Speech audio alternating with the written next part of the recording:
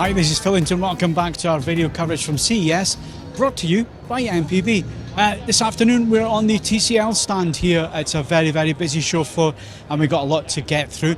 Now there are two videos here. If you want a full stand tour, you want to find out all about the technologies for 2025, then Marek has done a video for us where he presents to you the full stand tour in terms of the TV technology as well as future concept models and so on. In this video I'm going to go over the TVs that have been announced for the US market. Now 9 has been announced for the EU or the UK, but what I think we can do is we can basically look at the last 2 years in terms of how TCL have done things with the US and then the EU and UK, and basically we're going to get the same TVs just with different model numbers, and then again they're going to have different model numbers depending on the retailers in the UK. TCL have done that the last couple of years, so the likes of Amazon or AO or Richer Sounds or whoever will have slightly different model numbers depending on the retailer that the TVs are sold through, but they are basically the same TVs in terms of the base units. Now we're looking at a few TVs. One of them is not on the show floor and not being shown here, so I can't give you any video footage of it, is a QM6K. So it is a QLED TV, QD Mini LED TV. That's the terminology that TCL like to use. So it's the entry point, and again HDR agnostic. So it covers everything from HDR10, HDR10 adaptive, HLG, Dolby Vision IQ. It has all of that as well as IMAX enhanced. Not very sure on the processing side of things. Don't know if that will get the Pro processor or not, or maybe the one run under that. Not 100% sure on that one. We will give you more information when we do have it.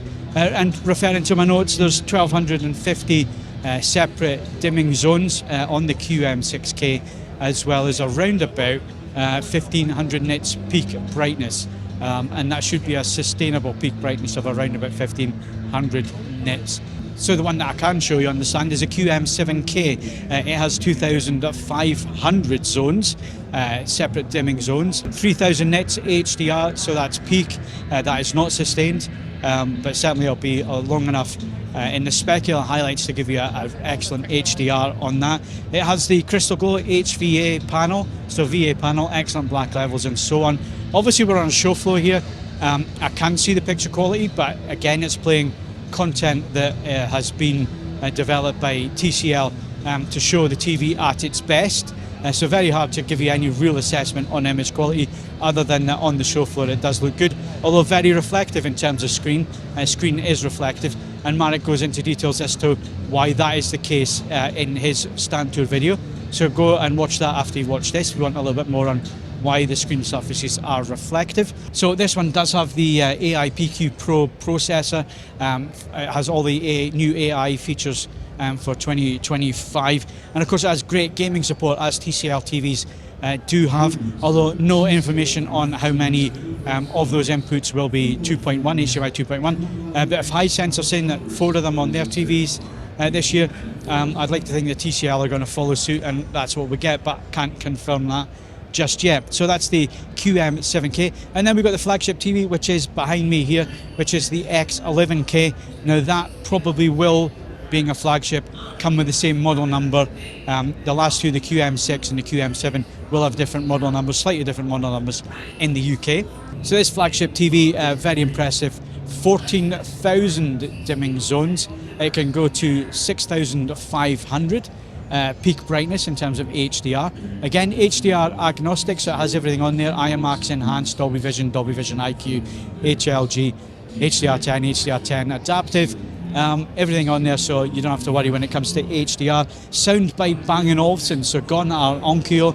The sound system on all these TVs so far that I've mentioned to you are going to be Bang & Olufsen sound systems, so we expect that to be pretty good, although I haven't been able to get a demo on that at the moment. So again, it has the Crystal Glow HVA panel, VA panel, good black levels and so on, and it comes in an 85 and 95 inch screen size. So that's the 3 TVs that have been announced here for the US market, but like I say, we're going to get these TVs in the EU and UK. They'll be under different model numbers, and again between retailers probably different again.